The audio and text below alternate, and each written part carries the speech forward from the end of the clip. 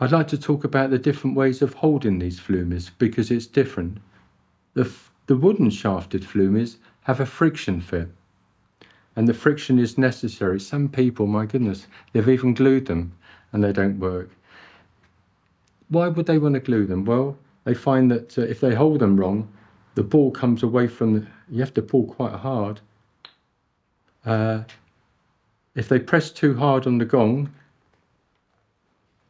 or they hold like this, which is what you shouldn't do, there's a tendency for the ball to come off. With the wooden shafted flumies, I recommend that this is a good approach to holding it in the right way. You have an open hand and you bring your thumb across and just push up so it's off the forefinger and the thumb is touching the ball. If you have long nails, you may find it difficult, and with a tendency to do this because of your nail. You can't play like this because you'll deaden the sound. So with the flat part of the thumb and the tip of the thumb touching the ball, that's the idea. The rest of the hand curls round, the rest of the fingers cradling the shaft as if you're holding an injured bird. The thumb is opposite the gong. It's my strongest digit, and I can be gentle.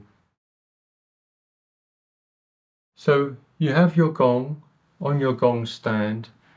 Notice how these gong hanging ropes go outwards.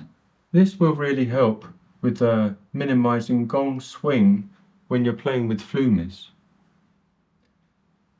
The other thing to notice is, because of the gong is hanging here, there's a tension in the top part of the gong. What that means is that the sound doesn't get activated as quickly as it does down here. And you may find at the bottom it activates too much. And you have to use more thumb pressing into the ball when you're playing. Not more pressure on the gong, but pushing up into the ball to stop it bouncing. So to give you an example, we're just going to very take a breath and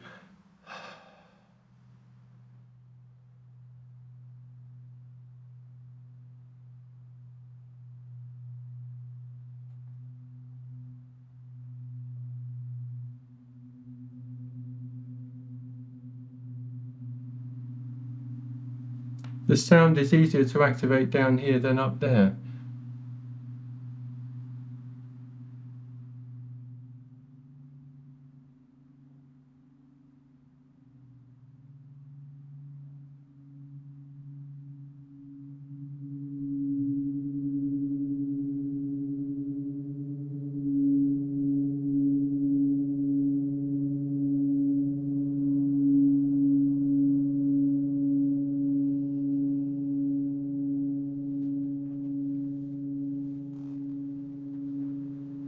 If I was to try to play up here, nothing's going to happen.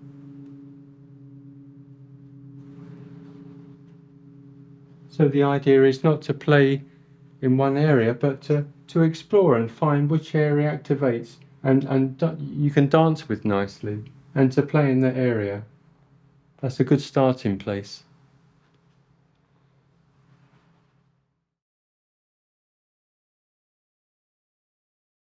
Here we go. The thumb is opposite the gong. There's space under my arm here. I'm open. And I'm just going to caress the gong.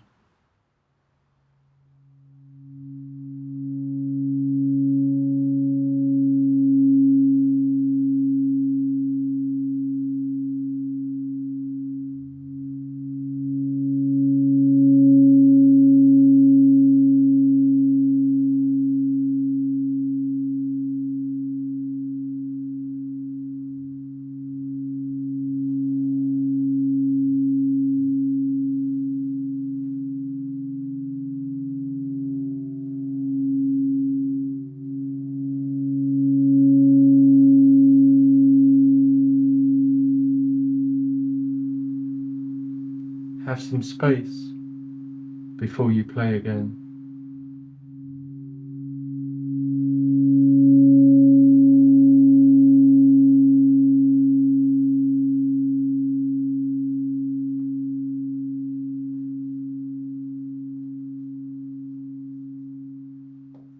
This one is a number 7. And with a 7 you can use either 2 hands. If I'm using 2 hands, I play with my right, so my left hand can assist the shaft. It's not pulling, it's just touching between my finger and my thumb.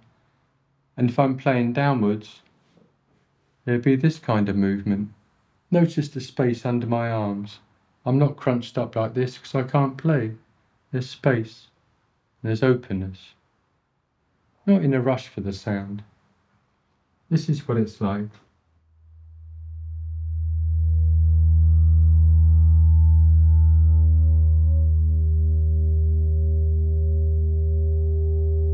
Notice the gong doesn't move much.